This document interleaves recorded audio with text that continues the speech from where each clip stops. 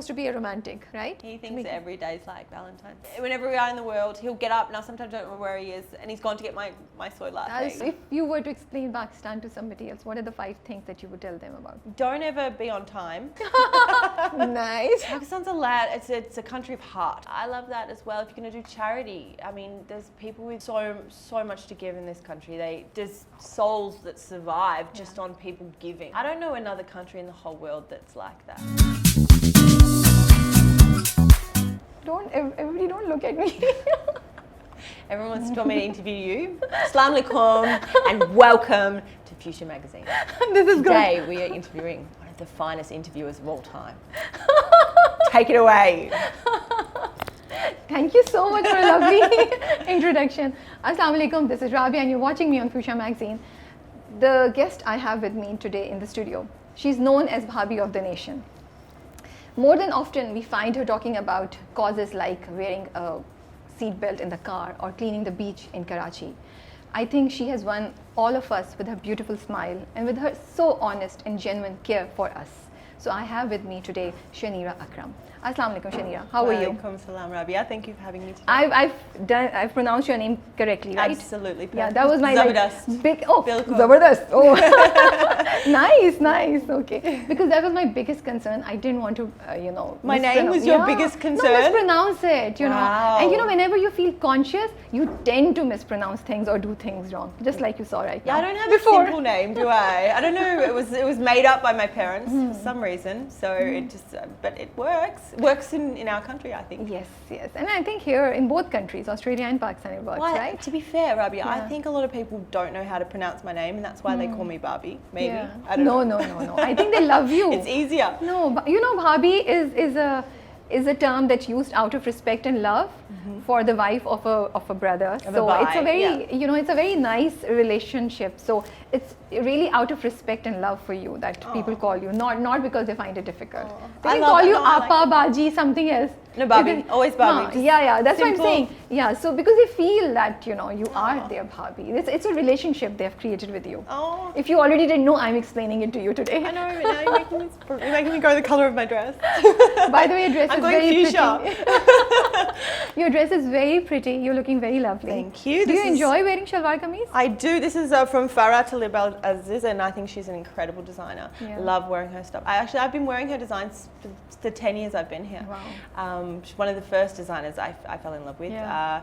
And I love wearing Pakistani dress. I feel like I said before, it's instantly princess, it's straight away you can go from jeans or sloppy clothing and put this on and just feel incredible. It's very empowering, actually. Yeah, that's a very interesting explanation or term that you've used, that it makes you feel like a princess. I've never thought about it, but now you're saying, I'm like, with the dupatta and with the long, Well, it I does love feel what you're wearing. Thank you. This is very simple as well. This is very me, actually. Yeah. I like being quite simple too. Yeah. But I'm loving what you're wearing. Okay, tell me. So starting a new life in a new country. I think you're so brave. Hang on. You were so brave, I was just reading up on you and I was going through your interviews and I was like, wow, she left everything and she came into a completely, it's completely opposite to Australia, like Pakistan, right? In terms of everything, even the weather, So, and the food, the culture. Yeah. The road rules. Yeah. Absolutely. How did you do it? It's funny you asked that. I don't think anyone has asked me before. When it's meant to be. Yeah. You just don't know. Something else takes over, whether it's God, a divine power, whatever it is, fate. You just go with it. You get this confidence from somewhere, and it's like you're walking the steps you're meant to walk. Yeah. Nothing was hard. For me, it looks like it must have been love.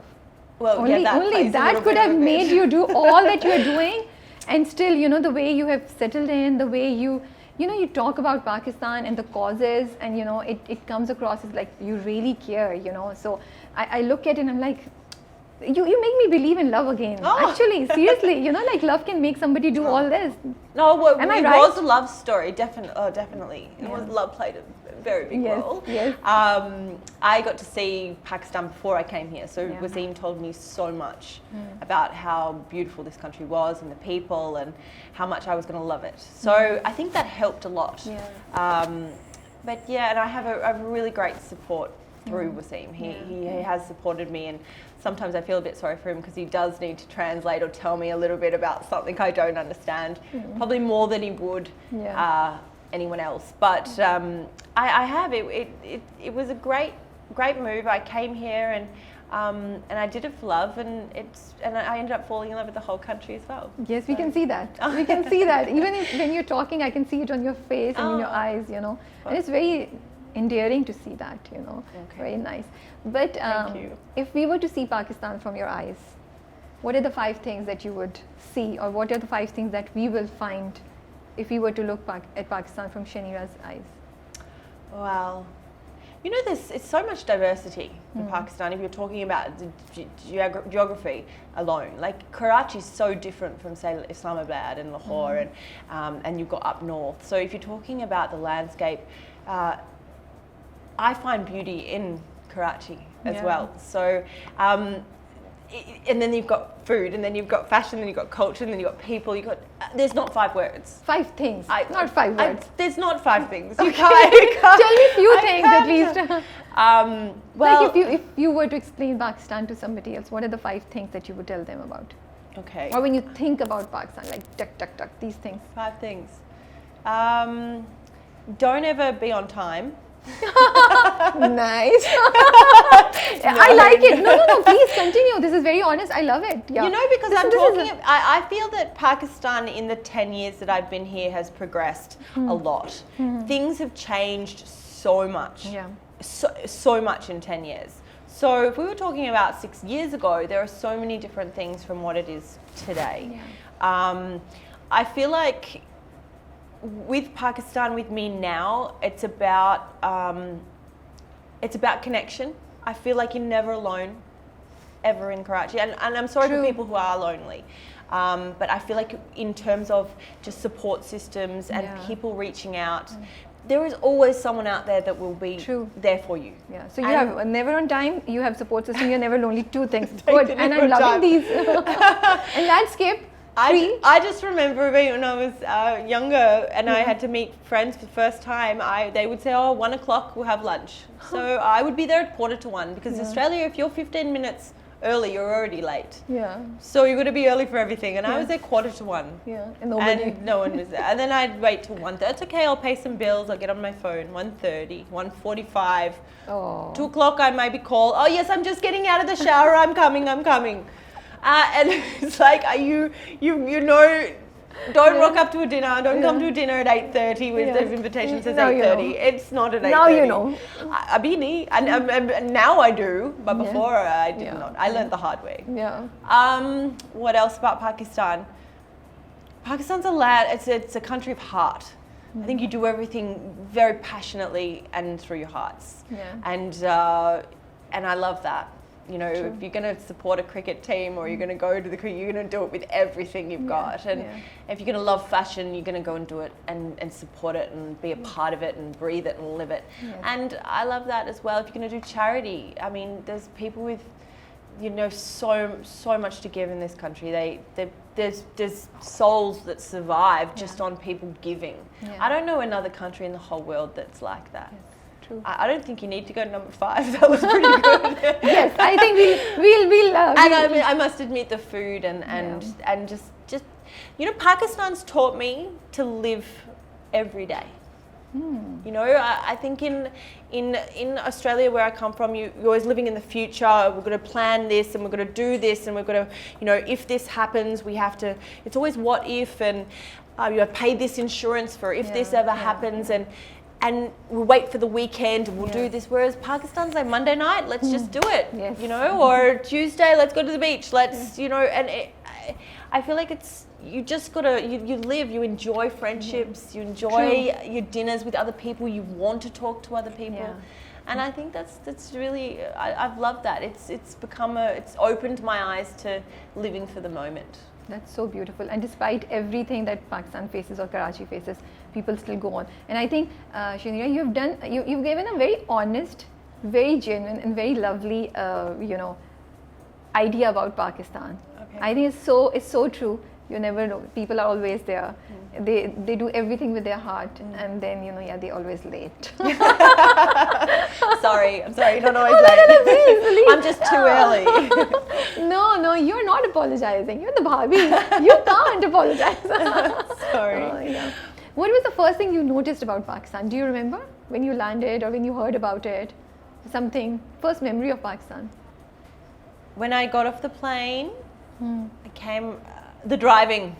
Yeah. The tooting Yeah. and they're all over the road and everyone, Yeah. and the 5 or 6 people on one motorbike. And, I remember it was hot and it was dusty and the sound was exciting. Yeah. I landed in Karachi. I was about 30 years old and I thought I'd seen the world. Yeah.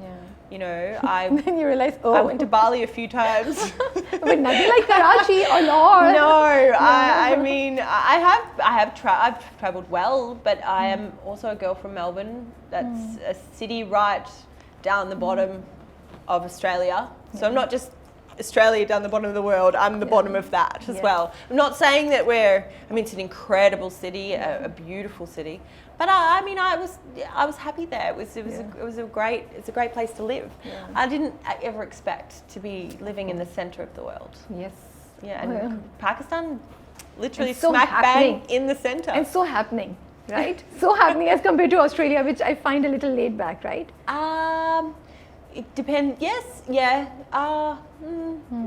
It's different. It's very Everything different. about Pakistan is different from Australia. I've had to Yes. desensitize, reprogram everything I've ever been taught and try to apply it. That's why the first 4 years I was here, I just I became a mother.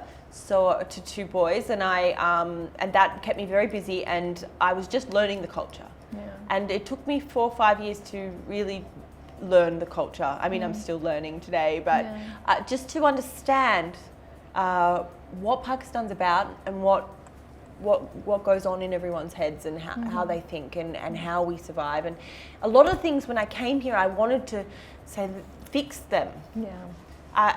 But sometimes when it's not broken, you don't kind of have to fix it. Yes. And it wasn't Because broken, it was just that way. Yes, true. But I did stand up for things that I believed that shouldn't be tolerated. So that was where, but I stood my ground, I did my work, I did my homework, I studied, I learnt everything before I became a boy. So I didn't want to be someone coming into someone's country and say, I wanted to help rather than point out any flaws. How did you do that you did your homework like you're saying, and you didn't observed. Observed. I just stayed silent. It was hard because everyone wanted to pull me. Everyone was trying to love me, I think, because of Wasim. They were trying to show me respect, and that was so beautiful. But I wanted to just withdraw and learn myself who I was becoming. And I think in a woman in their 30s, that's what we do. We're self-discovering, and we're trying to work out who we want to be. And I wanted to do it properly. And so I observed, I tried to adapt and become and integrate, and then become a Pakistani, really. Yes. Yeah. Okay, what made you come up with the idea that you want to write emails for Ira? And you want to keep it. Oh, how did you know? I know a lot of things. Wow. And is Wasim part of it? Do you still do it? Have you kept it for a certain age? Because I found it so fascinating and I loved the idea. So I want to know about this. Oh, well, I've never been asked this before. I think when I was pregnant with Isla, I was so wanting to meet her, and there was so much going on in my life. I think I found it. I think I conceived in Abu Dhabi, and then I found out I was pregnant in Australia. I went to India for my first trimester, back to Pakistan, and then we went to England for 3 months, then back to Pakistan, and then I delivered in Australia. Wow. So there was so much going on in my life at the time. And I felt such a connection with this little girl. Yeah. I wanted to tell her what was going on, and I didn't know how. And I thought, if I write letters, they're going to get lost. Well, if someone reads them, they're personal, so I thought email should still be around in 20 years. So I opened an email address and I started writing her letters, and then I have ever since. I'm even now when you're saying it, I find it so beautiful. The whole idea, you know, it's like a fantasy. It does, but it comes from a pretty sad place, I think, also because I know my 2 boys went through so much when they lost their mother, and I thought I don't want that to happen. Where Isla doesn't know who I am, because these days and age, you know, anything can happen. So this was fear in you that Not what if fear, you are not there, she still should have something from you. I wanted her to know me. I think at the time I was still withdrawing, still developing on who I am. I had to reinvent myself because I wasn't a Shaniera from Australia. I was Shaniera who moved and married Wasim and became a mum, and I wanted her to know what I was going through at that time. And I also didn't know what my longevity was, if she was going to, and you get like that when you have a baby. You get very self-protective and you think, I have got to live to take care of this little person. This little human is going to need me. So that's why I thought she's always got the real me letters to her. And on her 18th birthday, 20th birthday, if I've forgotten to tell you, there's an email account, and it's got a lot of my head put into it, and I'm sorry, you have to sort through it yourself, but they are all for you. So she can have. How old is she now? 7. Oh, she's still young. Maybe a little more, a few years, then you can maybe give it to her and she starts reading. Look, she might never want to read it. She might never get it, but it's there. To read it. It's there anyway. She has a bit of her mama. And are these long emails that you write? Some are short. Like today, you said your first word. Oh, nice. Or a picture. Today, I cried for you because I had to go to work, and I'm so sorry that I had to go to work and I missed out on your. These are such precious memories, Shanira. These are so precious. I mean, like beautiful. So is Wasim part of it? Does he ever write with you or no? Well, I've never opened it, and I have told her grandparents and her father and her brothers that this is the email address. So if you ever want to write, I won't read it. Okay. But it is there if you want. So I don't know if they have. Yeah. Okay. That's interesting. Totally up to them. Yeah. That's at their discretion. Yeah. I think it's a. So do you still write? Do you still write? Yeah, of course. You're still doing it. 7 years on. 8. Yeah. Since I conceived. So interesting. As you were saying, you became a mom at a very young age. In terms of your Wasim's 2 sons. I wasn't quite young though, considering the age that people have babies. But it was different. They were not newborn. No, they were older. So how was it? Was it scary, overwhelming? Because in one way, I think about if you're okay to talk about this, you know. No, absolutely. They're part of my life. Big part. And I also feel that people who are stepping into a marriage, into a marriage where the person already has kids, this might be something that can help them, you know, have a point of view from you or your experience, you know. So I was just wondering, because if the kids are small, there are different types of challenges, but if the kids are older, it becomes slightly easier, but it's also very complicated because they are going through so much. And it is. And you've not had experience at motherhood. So how did you handle what was going on? If you would like to share something. No, and everyone has their own journey and their own story, and you know, it's difficult. The dynamics of a family, especially if they're little girls with a father or little boys with a mother. It's you know, depending. I mean, with me, I honestly can tell you the way that the situation was in Karachi, I look back then, was very hard. Like, we were all going through a bit of a tough period back in 2011, 12. There were a lot of protests, a lot of shutdowns, things like that. Honestly, if it wasn't for my boys, I don't know if I would have made it. Because I put my blinkers on. They were the most important thing. Okay. So it was like you just focused on them. Yeah, I didn't even notice the things going around. But I was just, I have to get my kids. I have to get them home from school, and I have to work out. I have to have a core mothers group to make sure that I can know whether we're going to send them tomorrow. What do we do on homework? How do we, you know, I had to get in the emails. I was down at the school. I was meeting all of the teachers, but we had to get them through, and they were just the most beautiful little boy. I'm so blessed. Like, I am very blessed. They were just 2 beautiful boys, and I fell in love with them about the same time as I fell in love with my husband. We were the team. It was the. We're going to come to that story in a little bit. That story of meeting your husband. We're going to come on that. Okay. But with the kids, with the sons, it's Akbar and Temur.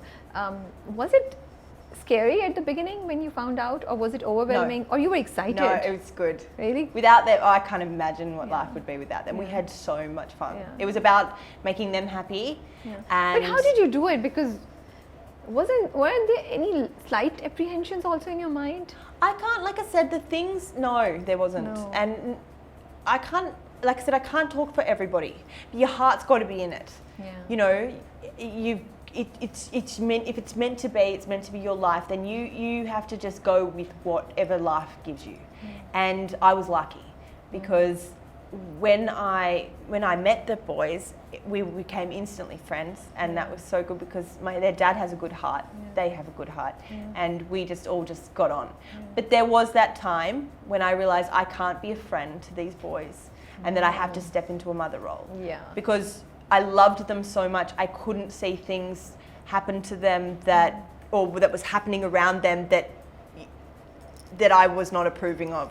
You can't have maybe chocolate cake for breakfast, or you can't not have breakfast before you go to school, and you have to eat your vegetables, and you have to exercise, you have to get out in the sun, and you know, there were things that probably needed to be happening. So that's when I stood in, and that was a choice. I remember taking a step that day and said, it's too painful for me to watch without, I have to take this role. And I told them, I said, I love you so much, and I want to be your mummy, and you know, I'm going to love you, and you're going to hate me because I'm going to yell at you sometimes, and I'm going to ground you, but you know I will always be there for you. And they know that. They know that now, and they always tell me, you know, and I've proven that. I said, you're going to love me so much later. You're going to say thank me because, you know, all this hard work we're going to go through. But it's what we did, and we became stronger, and we had such a bond. And I was there for, you know, toothaches and, you know, broken knees and like getting first crushes. Well, they didn't tell me too much about that, boys. But no, we told each other everything, especially the oldest one and I, and we still have a very, very good friendship. The younger one, where I think I've coddled him more as a baby. And he's kind of like, let go. I can imagine. I still try, and my wife is there like, eat your vegetables. He's like, I'm 21. Oh God. But I think it's all mothers know it's very hard to let go of the little one. But then what do they call you? I wanted to be called Shaniera. Oh, okay. They've got the option, and Isla always asks them, why don't you call her mummy? And Tamara actually said the other day, okay, do you want me to call her mummy? She goes, yes. So Tamara started calling me mum. Thanks to quite Isla. funny, but Isla's definitely fitted in very well in the dynamic. I'm sure she must be so pampered and spoiled and loved by the brothers and all of you guys, you know. Well, we still talk a lot about their mum. We have pictures all around our house of her. We talk about her on her birthday. We talk about her on her Barsi, and we make sure that she's very much alive. And so I didn't want to take that away from them. They know I'm mum. They tell everyone else I'm mum, but they also have their mum. So what would you advise to women or girls who are getting into a marriage where the guy already has kids? Do you have any suggestions, any tips for them, or any things that they must consider or be careful about? Yeah, I think embrace it. You don't know how lucky you are. Put yourself in those children's shoes and try to think what it would be like to have a mother and a father that are divorcing, or a father that's passed away, or a mother that's passed away. It must be so hard, and you find it in your heart to go over, above and beyond, and give these kids everything you need. It will be hard work at times, but do it because it is so rewarding. You get extra kids and no stretch marks. I know. So good. It's great. No pain. Yeah, you just get to have the good times. Yes. No pamper changing for that long. No. You know? And I must admit, come on, Disney, they didn't exactly make it very cool for us. All the stepmoms were horrible. Yes. So we're going to change that. You know, be a trailblazer, change, be, cool stepmom. Yes. Did you ever feel conscious of this specific term, stepmom? No, I'd never like to say. I never used the word stepmother. No, but people around you, of course, not you. They did, and I find them... But did that make you feel a little You know what I didn't like? I didn't like that it was a topic. I didn't like it when I came to Pakistan. When I was in Australia, everyone's like, oh, wow, you've got kids. And my parents instantly became grandparents and they were so excited. But I didn't like when I was here that people found it an issue and that there were people out there that would treat two little humans differently because they weren't their own. I think you've really got to check yourself if that's the case. You really have to do some inner searching if you are making a little kid feel inadequate just because, you know, of you. They're not really belonging to you or they're not your own, you know. Yeah, that's on you. Yeah. That's, you need to change, So coming to you meeting Wasim. Okay. So what do you want to know? You guys met at a gathering where he approached you, he saw you and he walked up to you and introduced himself. No, he didn't walk up. The story changes a bit. I think his memory is like forgetting. Okay. Mine, I'm like an elephant. So what happened? So you guys were in a party. No, we were introduced. It wasn't a big deal actually. There was not much. I know the first time it was not. No, we were just we started talking. We're friends. I gave him my card because I was in PR at the time and I didn't know anything about cricket. I know, I didn't. But I've fallen in love with cricket since because being in Pakistan was such a cricket fanatic country. I got to watch so much cricket and I absolutely love it now.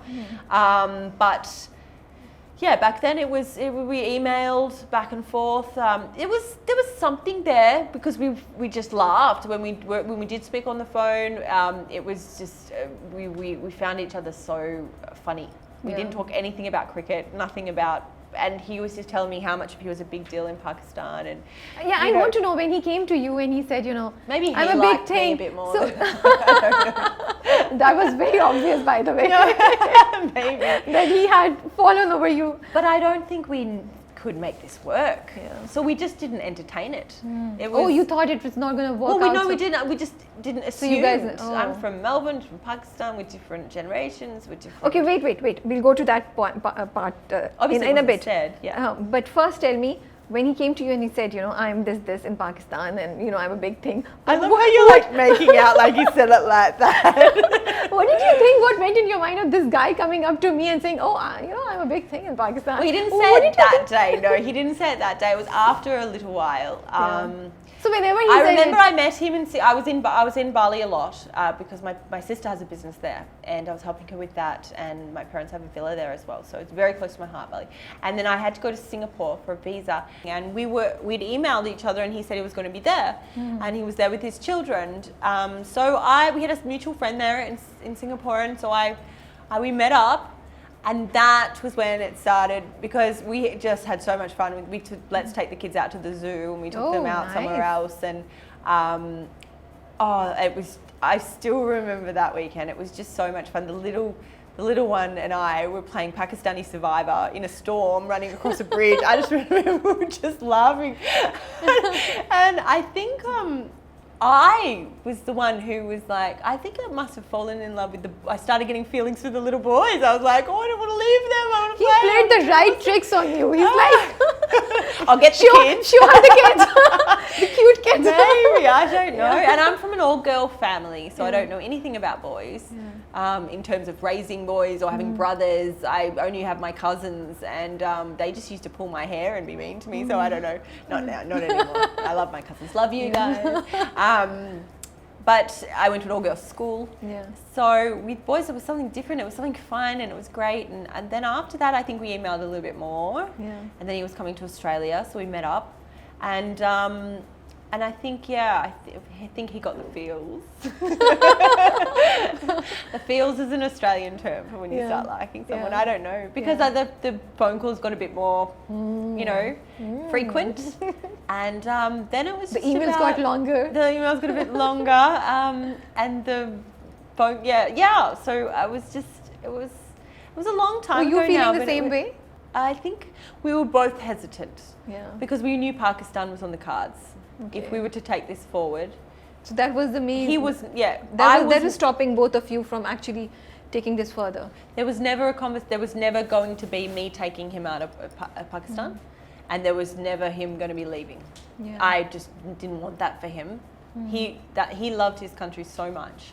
He's so devoted to Pakistan that when we did meet, I knew that that's where I would have to go. So when did that decision happen? How We did it happen? didn't decide. Just like I said, it all just happened from one moment.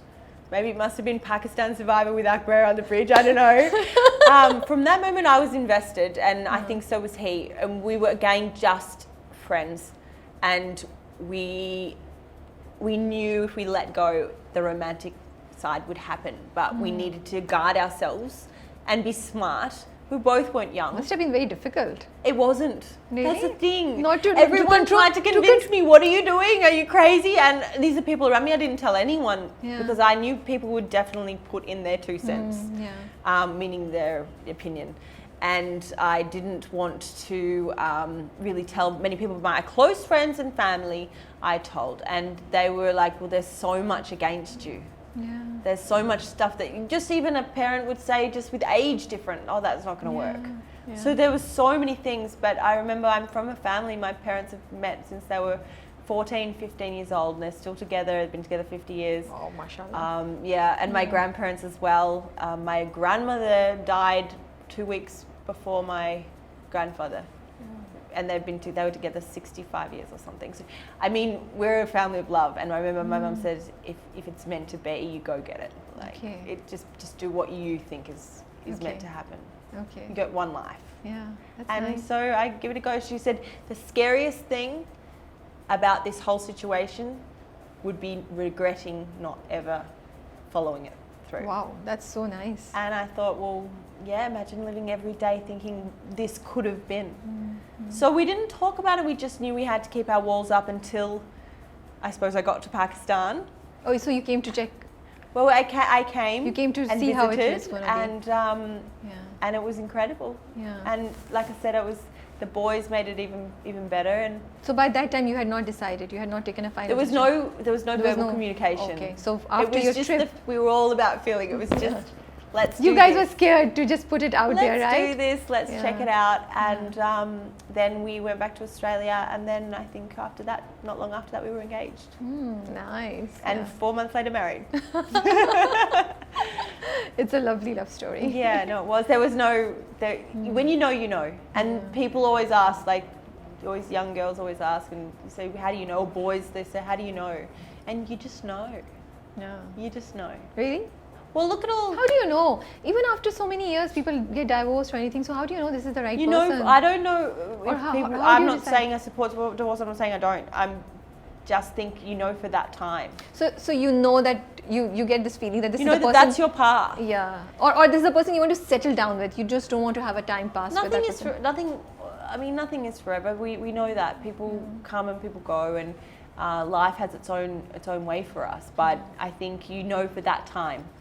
Yeah. And you just go with it, enjoy it. That's what you're alive. I can see that still in you, on your face, the way you're talking about it. But I've even met wonderful people who've had arranged marriages, and it's Yeah. worked, and they've fallen in love. True. How do you explain that to me? True. To somebody who comes from a country that is liberated and free enough to be able to choose who you want to settle down with. Yeah.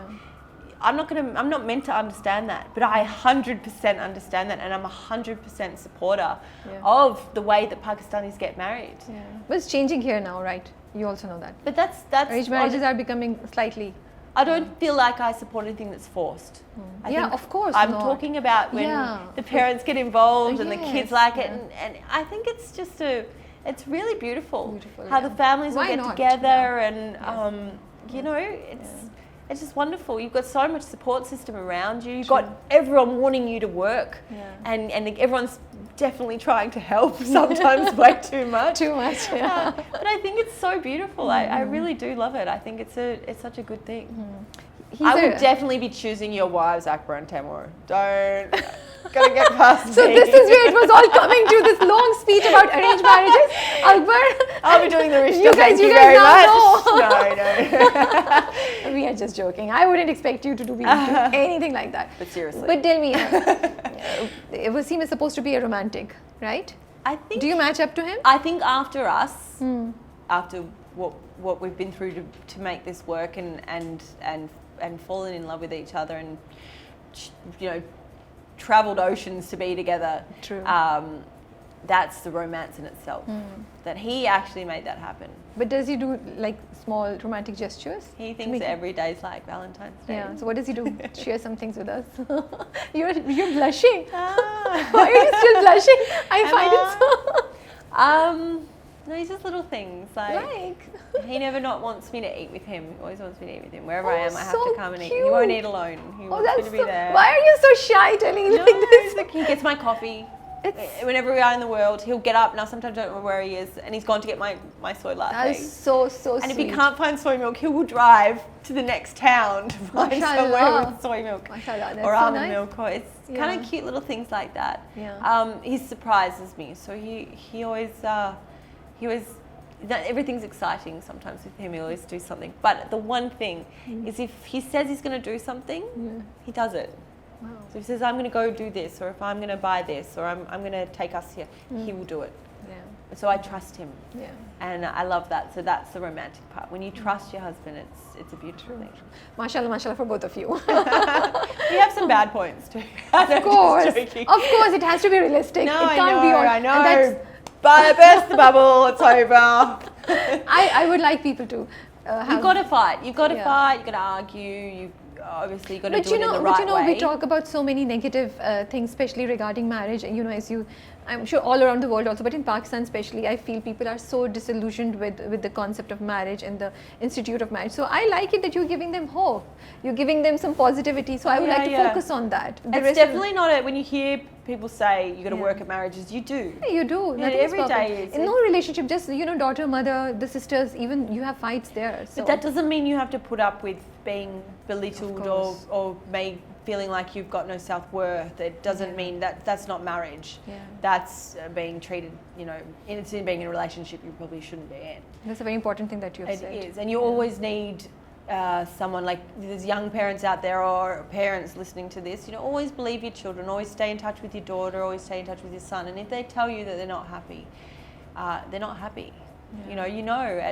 When you're not happy. And there are things you can work through. There are things. And we change as human beings. That's one thing I've realised. True. Is that especially women, we change every 3-4 years. That's why you guys are so confused. But we do. We constantly in our 20s, we're a little bit self-conscious. We have doubts. We have hormones. We want to have babies. We want to have careers. We want all this kind of things. And then you get into your 30s and you really trying to identify who you are, but then you get into your 40s and 50s and we get better and better and better. We get more empowered, more incredible, and that's probably why you're trying to keep up with us all the time. I know. It's hard, but just try and understand us. You have beautifully summed up all the years and the stages. She's right. Yeah, no, true. We get better and better. Yeah, we get better and better. I know. And so that's the beautiful part. Yeah. For them to look forward to. Yes, you do. As a woman, you've got so much to look forward to, and men as well. But men out there, I think their work ethic, they're trying to work harder in their 30s and 20s to support families. Poor guys. But then we yell at them for not being around, and these days we've got careers and jobs as well. So I think then you're living parallel lives because you're at work, he's at work, the kids are at school, and you very rarely get time for each other. So I suppose it's about being organised, believing in each other, communicating. Oh my God, that's a big one. That's a big one. That's a huge one. Yeah. You have to have good communication. And lucky enough, when Wasim and I met, our form of communication was emails and phone calls. We couldn't see each other physically.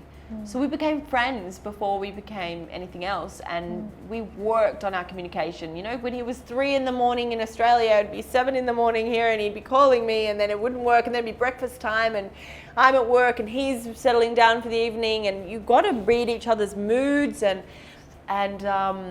respect each other and respect each other's time, and realize just because you've come together, you don't come one. True. Even the most meant to be relationships in the world, you're still two separate people, and you're still living to your life. You're just doing it together. That's you put it out very beautifully. You can't own each other. Yeah. It's not about that you're never going to be happy.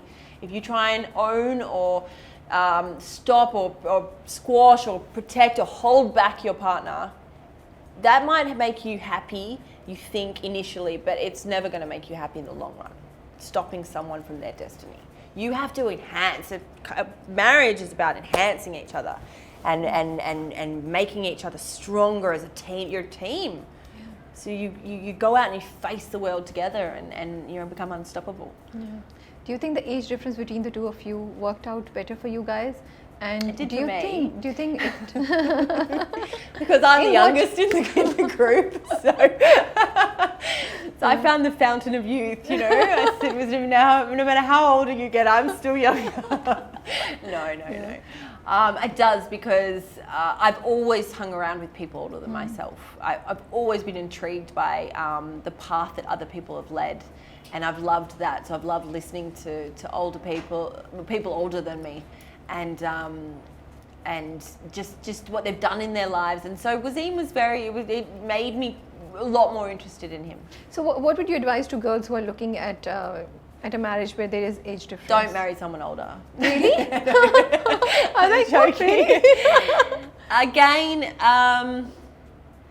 honestly, I think there's 17 years between me and Wasim, but again, like I said, I was always hanging around with people older. So, and Wasim's very, very young at heart as well. So we sort of mixed very well with each other. Yeah. Age is just a number, really. It is, and it's about how you feel. So if your maturity matches that person that's a bit older, then that should be okay. But just remember there will be bumps along the way.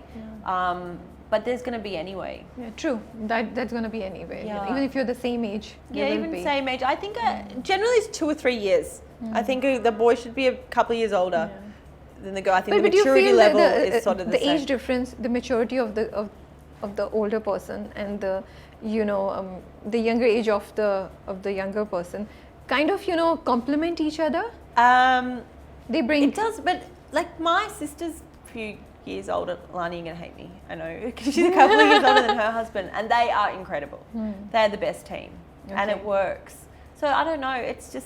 It's about who you're meant to be with, how that person makes you feel. Yeah. If that person's going to support your dreams and your hopes and your future, and if that person you have good communication, and if that person is your bestie, your BFF. Best friend, yes. Okay, tell me, you changed your religion before getting married. Yes. So what was the process? No, I didn't change my religion. I didn't have a religion before. Okay, but you accepted Islam. Yeah. So what went in your mind? Was it a difficult decision? Did you read up on it? If you would like to share something about it, what was the process, and I was in Pakistan, and what prompted you to do that? Yeah, I'll tell you. I think Islam is definitely a journey, especially when choosing it. It finds you. Yeah. You don't find it, and I think that it doesn't happen overnight. Yeah. It's something that is with you for the rest of your life, and you think to yourself, in this, you go in phases. Yeah. So in phases, you think, I'm going to learn this part of the religion, then next I'm going to do this, now next I'm going to take it. I just learned all my prayers. So it's taken me this long to know them all off by heart. Yeah. So that's quite, for me, it had to mean something. Yeah. What I find, how it chose me is I was in Karachi, and it was Eid, I think, or Ramadan, and I just watched people's houses. They were opening their houses for iftari and feeding poor people, people off the street. And I couldn't believe it. There were some people letting hundreds of people come in, and I said, what was happening? And then I researched more into it and what people gave during this time. And I thought, there is no other religion that's like this, that gives so much, that looks after so many people, and that's 2/3 of the religion. Yeah. And that's something I want to be a part of. Yeah, I think that was the start of my journey. Okay. So I've now devoted pretty much since then. I know you've probably known, and there's a lot of things I do completely out of the public eye. Yeah. But since then, I devoted my life. That was the one thing that made me happy. Okay. And it was working with charities. It was philanthropic work that I had a passion for. And that made me happy, and it made me closer to my journey. Yeah. How is it, you being in the I also think it's Pakistani hearts as well. It's not, but it's you guys definitely. You taught me what it's like to give and receive, and it's so good.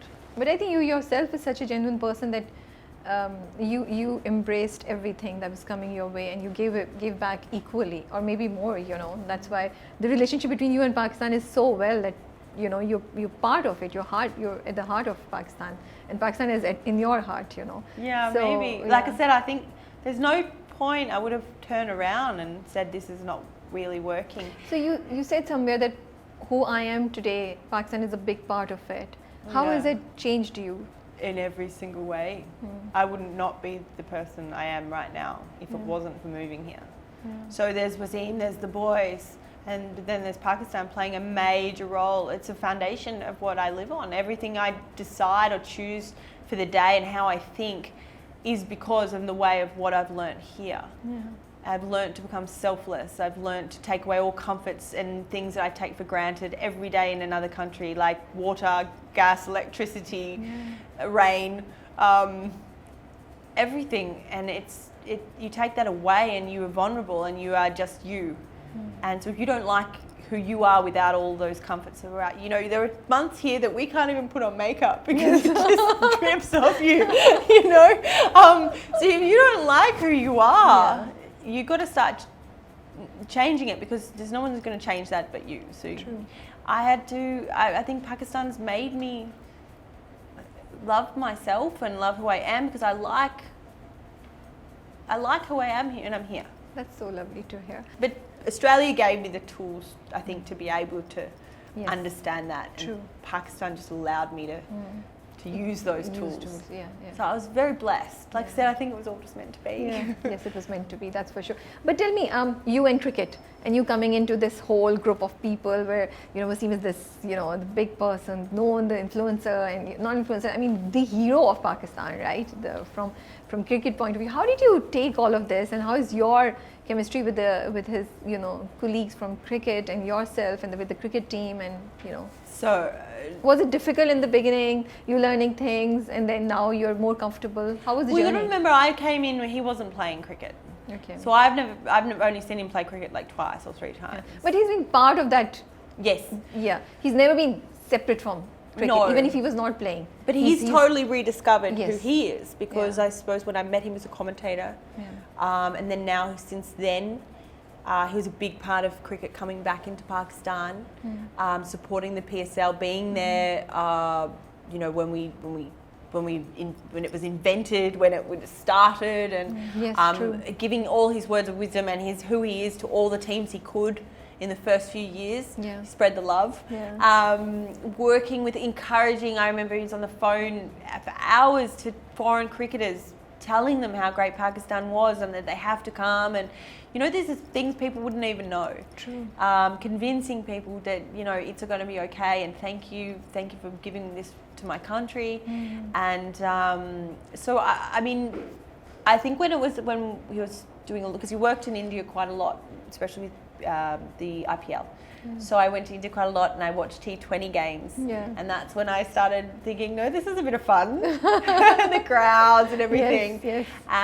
So I started learning how to score and how to watch, what a T20 was about then. Yeah. And then when it came to Pakistan, it was just so exciting. Yeah. It was so exciting to hear the crowds roar around that time. But in terms of like cricketers, I think it's more ex-cricketers around the world. Like Wasim, everywhere I've been with him right around the world, he's recognised, he's respected, he's known, and that's such a good feeling for him to be able to walk with him around the world and to see. I mean, we got mobbed at the Vatican once in Rome. Really? Yeah, it was quite funny. What happened? The one place we thought, we're going to do the tourist thing in Rome and go see the Colosseum and go to the Vatican. And I remember we had to start running because there was just so many Pakistani, Bangladeshi people that wanted to give their love and take a selfie and say hello. And but there was a lot of people. Yeah. So even when you least expect it, he's very well connected right around the world and respected as well. Okay, what are few things that you hear around you and you say, oh, this is so Pakistani? When? Like just around, or people saying things, like, you only a Pakistani would say that, Oh, do you anything in terms of language, in terms of sentences, in terms of actions, anything? I don't like when people say, because it's Pakistan. you know, if something goes wrong, and Yeah. you think, oh, you see something, and you think, oh yeah, but it's Pakistan. Oh, you don't like it. I don't like that because people are just brushing off what the actual What the reason is, or the yeah, cause is, and blaming it on the country. Yeah. I don't think that's fair. But in terms of good things, Or funny things, or Funny slight- things. or it could be a little weird thing also. You give me know. an example. Everybody coming and hugging you even if you don't want to, maybe. That's like only can happen in Pakistan. Everybody telling you to have a kid when you're not ready. Yeah, and eat this, putting things in your plate. Please eat. So Oh, that you, from your observation. oh God, there's so many. Yeah, that's what. There's so many. You're asking me like to paint you a picture of pretty much my whole day. No, just tell us 2, 3, or 4. A 4. Oh. Or 3 is also okay. Anything that you can remember. Well, I remember you when you're offered tea, take it, because someone will keep asking you to have chai or coffee, and if you ask for black coffee, you're still going to get black tea. So just make sure you need to explain it. Yeah. There's so many things.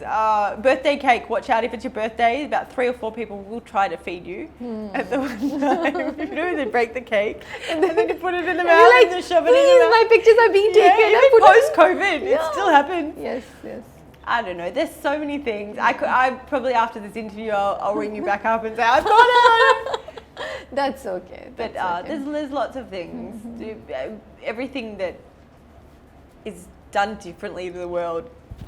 It's done in happening here. Pakistan. that's the line of the interview. Everything that's different, done anywhere, it's done in done here. Pakistan. I think it's something to be proud of, Pakistan. you Yeah, know? yeah, definitely. I think I've said this on social media before.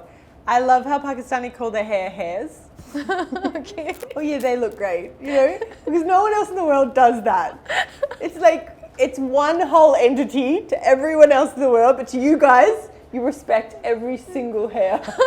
So it's they or they're okay. Your hairs are great. I thought I still can't get over that. That is still funny. I think I do the same. And the same with weather. You know, the winters and the summers and the True. spring is still spring. You don't Yeah. call it springs. You don't call it autumns, but you call it winters and summers. So I think that's so funny. I even say it now. No. And it's just a cultural thing. It's something that you guys do. It's not a mistake. No, it's no, not yeah. wrong. No, yeah. It's just you. Even if it's okay, even if it's wrong, I think people are okay with it. Yeah, I said it the You other don't day in really care. Australia to my sister. I said, I'll do that in winters. And she goes, oh, how many years are we going to do it for? I said, oh no, I meant winters. And winter.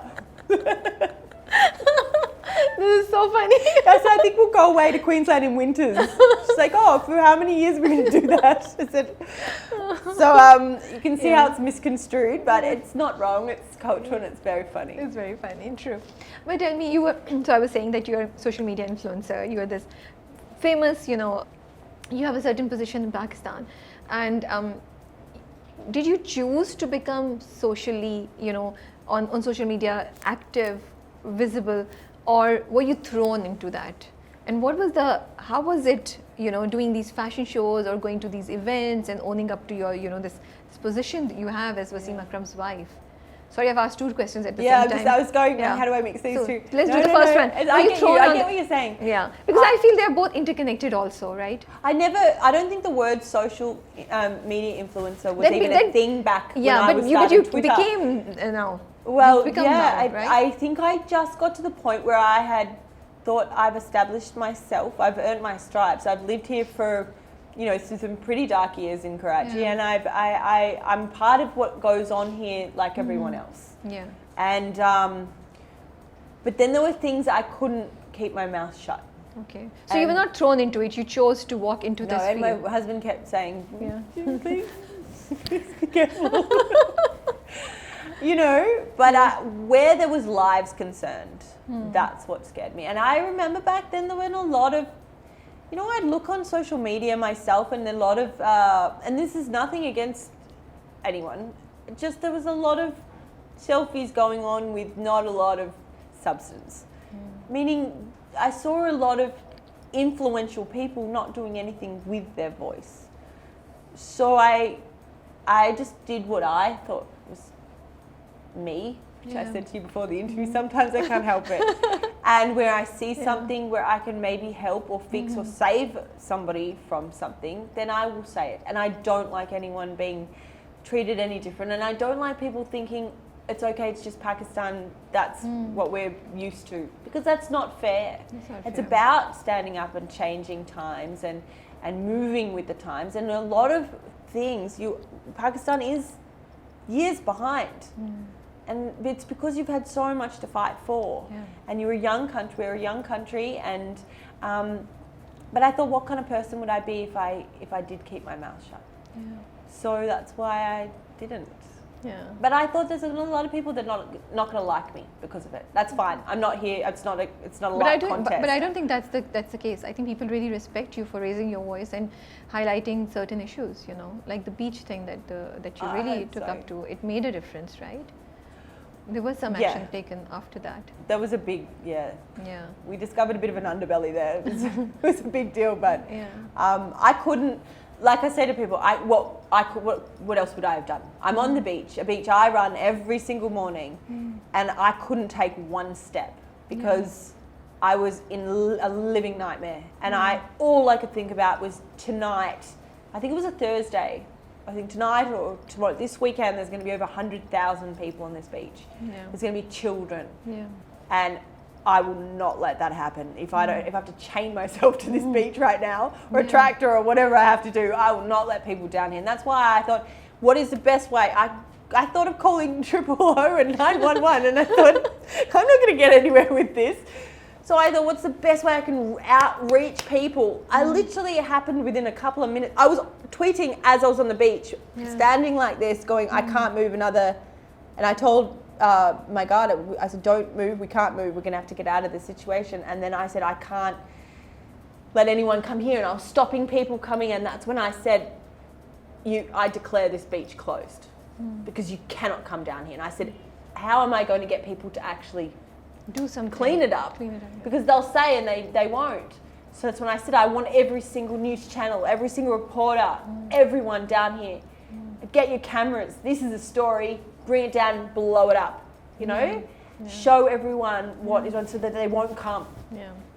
And that's what I did, and I did it because I was scared.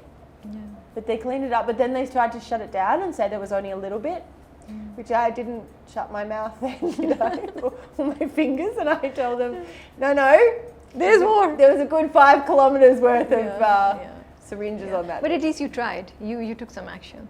It's better than. Well, no, and then since then, I mean, I know the authorities. We've worked with the authorities for years after that. Yeah. They went around to all the medical facilities, to make sure that all of the medical waste was being burnt, incinerated. Rather than dumped. Yeah. I don't know. We're a city of 27 million. Yes. We need a little bit more time, I think. A lot more. But time. we're getting there, right? Yeah. It's like the dust is settled. It's like we've been living in this haze, and the dust is settled, and we're all just going, wow, there's so much to do. And there's so much we can fix, and there's so much we can get involved in. True. I mean, so many people have given all their money to sort of surviving and helping with charities and hospitals and orphanages and just feeding people. Then now that we can start building things and build the foundations and build the schools and build the hospitals and start coming together. True. We hope it happens soon, very soon. Oh, it is, but it is. You can see that it is. There's is. so much that's happened. Yeah. But how do you take up this? How was the process of owning up to be Wasim Akram's wife and taking up all these event showing up and things? Was it interesting? I remember the first time I went out. Yeah. I still can't keep a dupatta on my shoulder very well. But, I remember I first went out and we went to this cricket game for these little kids. It was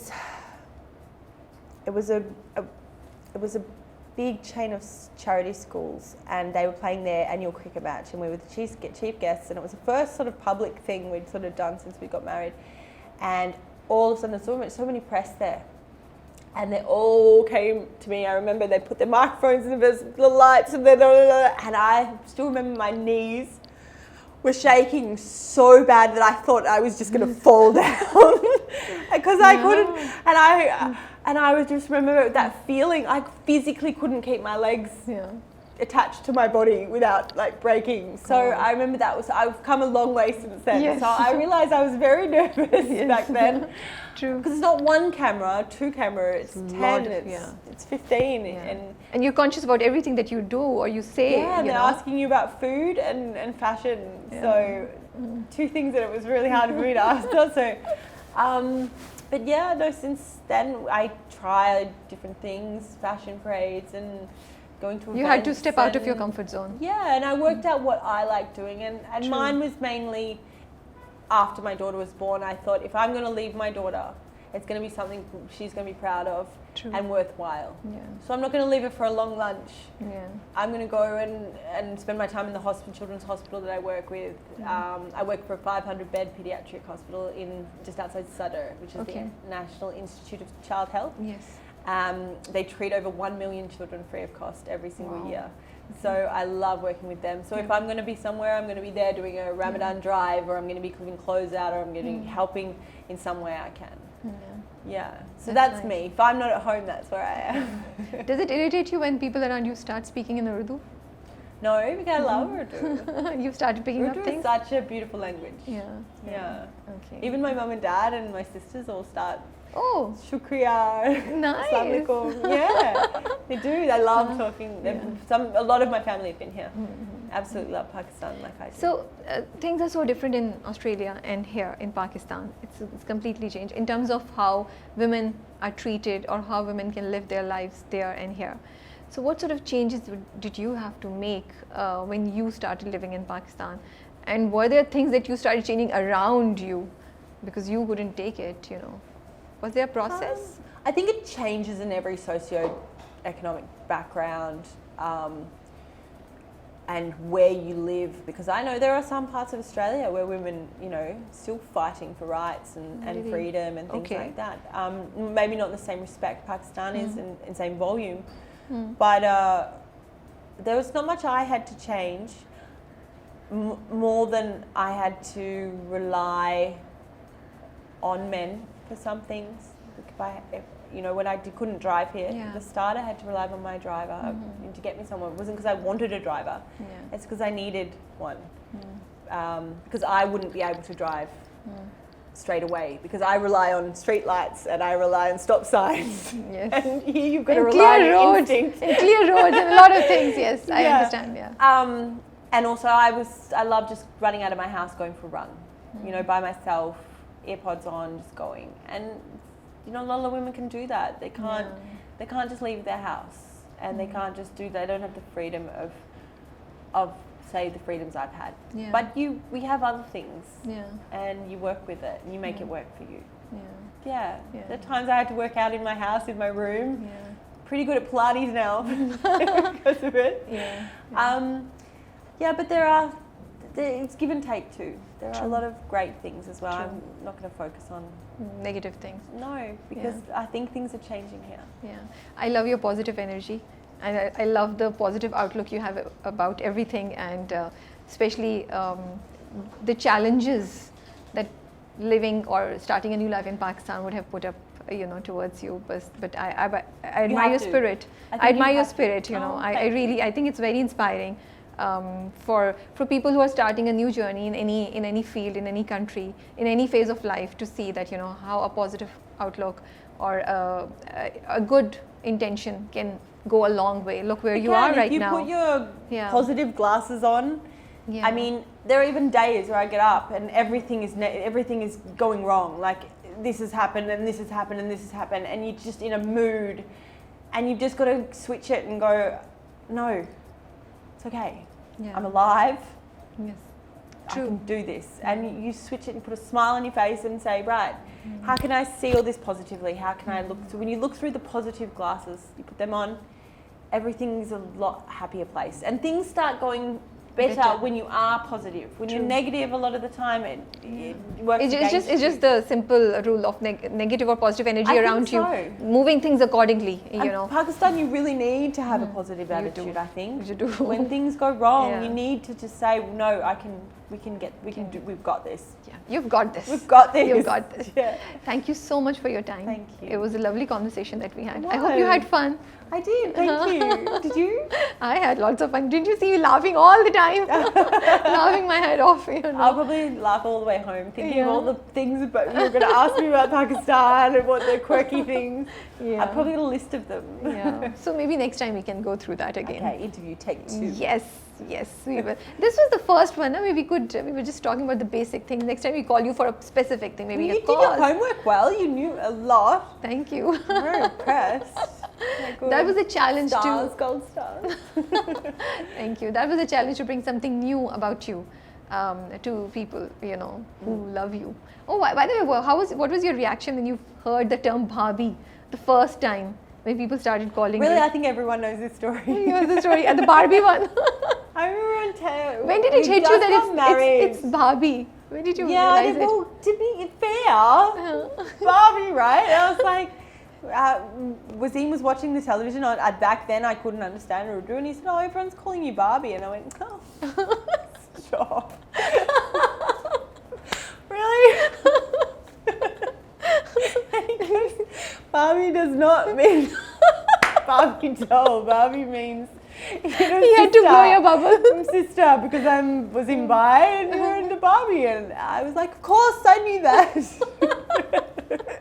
But then he went and told the same story on the Kapil Sharma show, which had like something like 15 million views or something. So, yeah, every time I'm in Australia and I see, you know, someone Barbie. Pakistani or Indian, they're like, "Hi, Barbie." Like, we know. Barbie. That's cute. I'm glad we can share that joke. I'm really glad. But no, I look. The word is very endearing. It's to me. It means a lot, and it's a bit like you said. It's that pet word that I feel like I've taken now Barbie to another level. It's me. You know, move over any other Barbie that wants to come. It's No Barbie way. number 1 over here. That's true. Get your own name. That's the spirit. Get your own name. Yeah. Thank you so much for your time, Shanira, and we wish you all the best, and we will hope to see you very soon again. Thank you so much. And Allah Hafiz.